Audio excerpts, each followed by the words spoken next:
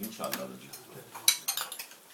اس پہ کیا کوئی قوم کی قیادت ہے یا ملک کی جو قیادت ہے، حکمران ہے، وہ بھی اس بارے میں کچھ کر رہے ہیں یا یہ عوام میں یہ شعور اور اداروں میں یہ شعور پیدا ہو؟ وہ اتنے مصروف ہیں فی الحال ان کے پاس وقت نہیں ہے۔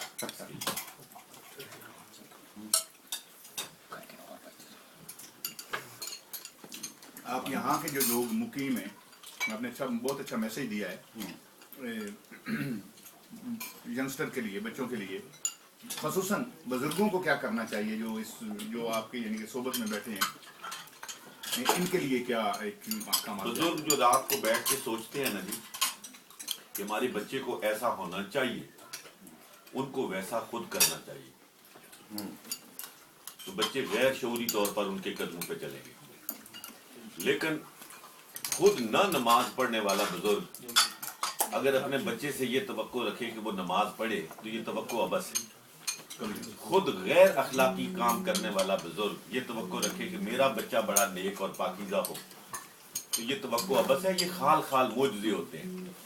اگر بچوں کو ایک اچھا مسلمان باکردار بچہ دیکھنا چاہتے ہیں برطانیہ کے مسلمان، تو انہیں چاہیے کہ وہ خود مسجدوں کو آباد کریں، خود اپنے گھروں میں قرآن خوانی کریں، خود سچ بولیں تاکہ ان کے بچے سچ بولیں، خود حلال کمائی کریں تاکہ ان کے بچے حلال کمائی کریں۔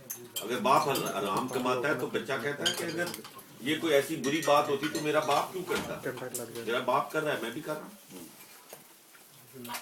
اس لیے بچوں کی تعلیم اور تربیت کے لیے والدین کو خود نمونہ بننا چاہیے۔ نہیں بنیں گے تو افسوسناک حالات کا سامنا رہے گا۔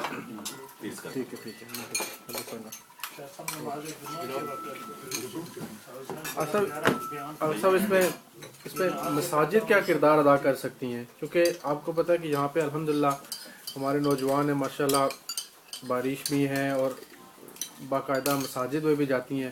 ہمارے علماء اکرام کا اور والدین کا اور مساجد کا کیا کردار ہو سکتا ہے؟ نصاب کی تو آپ نے بات کی کہ ہماری مساجد جو ہے وہ نصاب پاکستان کے لیول تک تو چلے نہیں، مگر یہاں پہ اخلاق کی آپ نے بات کی، تو ہماری مساجد کیا کردار ہے؟ آپ کے سوال کے جواب میں کہنا چاہتا ہوں، لیکن اس گزارش کے ساتھ کہ یہاں سارے بیٹھے ہوئے بزرگ میری بات کا برا محسوس نہیں کریں۔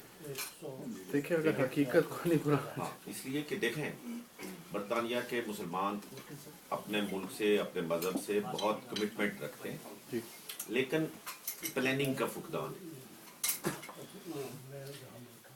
مثال کے طور پر آپ نے شیفیلڈ کی مسجد بہت خوبصورت بنائی ہے، بہت خوبصورت مسجد ہے، اس کو دیکھ کے دل خوش ہوتا ہے اور برطانیہ کے مسلمانوں کے لیے دل سے دعا نکلتی ہے۔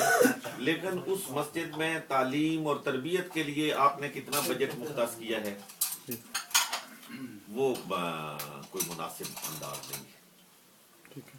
اس لیے کہ مسجد کا خوبصورت ہونا بلا شبہ ایک لائق سب تحسین بات ہے، لیکن اصل بات ہے اس مسجد کی آبادی، اور اس مسجد کی آبادی جو ہے وہ تعلیم اور تربیت سے ہوتی ہے۔ اچھے علماء کا انتخاب، اسکالرس کا انتخاب، وہاں پہ اچھے لیکچرز کا انتخاب، اور پھر وہاں شارٹ ٹائم کورسز کا انتخاب، یہ ساری چیزیں چھوٹوں کے لیے ہوں بڑوں کے لیے ہوں، اس طرح کی جو مینجمنٹ ہے مسجد کی اسے سوچ بچار کرنی چاہیے کہ ان لائن میں آپ چھوٹے چھوٹے سیمینارز شروع کروا دیں۔ یہاں پہ مسجد میں کسی ایک ایشو پہ کوئی سیمینار ہو، اس میں مختلف لوگوں کو آپ بلائیں، ایک سیریز آف لیکچرز ہو، ان سے ہمارے نوجوان بچے جو ہیں وہ سوال کریں، وہ بھی جواب دینے کے لیے تیار ہوں، خوش دلی سے اس کا جواب دیں۔ تو یہ مسجد کو زیادہ فعال بنانا چاہیے۔ ہم نے مسجد کو یہاں بھی پاکستان میں بھی اب یہی ہے کہ صرف سمجھا ہوا ہے کہ 5 گانا نماز پڑھی اور بس ختم۔ دیکھیں آپ کے جتنے رسول اکرم صلی اللہ علیہ وسلم کے زمانہ اقدس میں سفارتکار روانہ ہوتے تھے وہ سارے مسجد سے روانہ ہوتے تھے۔ اور بیچ کی ایک بات آپ کو بتانا چاہتا ہوں کہ ایک مرتبہ حضور نے 22 سفارتکار روانہ کیے تھے ایک ہی موقع پر، 22، اور وہ 22 سفارتکار سفیر مسلمانوں کے جب مسجد میں نکلے تو جس جگہ وہ جا رہے تھے वहाँ की बोली बोलते हुए जा रहे थे। माशाल्लाह। हुजूर ने पहले उनको ट्रेन किया था, वहाँ की बोलियां सिखाई, और लोगों ने बड़े काम किए जी। ये जो मुल्तान के बड़े मशहूर बुजुर्ग आपने यकीनन सुना होगा, हजरत ख्वाजा बहाउद्दीन ज़करिया मुल्तानी रहमतुल्लाह अलैह, ये उस जमाने में, अब की बात नहीं है, अब तो कम्युनिकेशन का दौर है, उस जमाने में ये पूरे वस्ती एशियाई रियासतें और इंडोनेशिया तक इन्होंने मुबल्लिगीन भेजे। लेकिन उन मुबल्लिगीन को आप अंदाजा करें, इसको कहते हैं वियन, जी। कि वो आइए उनको तैयार करते थे, उनको वहाँ उस मुल्क की जुबान सिखाते थे, उस मुल्क की तजारत बताते थे कि वहाँ तजारत क्या है, फिर उस मुल्क के जरूरियात के मुताबिक कुछ सामान वगैरह उनको खरीद के देते थे और कहते थे ये लेके जाओ वहाँ, ये फरोख्त करो और अपनी गुजर बसर के लिए कुछ रुपया पैसा कमाओ और फिर वहाँ पे जाके तबलीग करो। वो जाके तबलीग करते थे। पीछे इंडोनेशिया का वजीर खारजा आया पाकिस्तान, तो उसने कहा मैं मुल्तान जाना चाहता हूँ।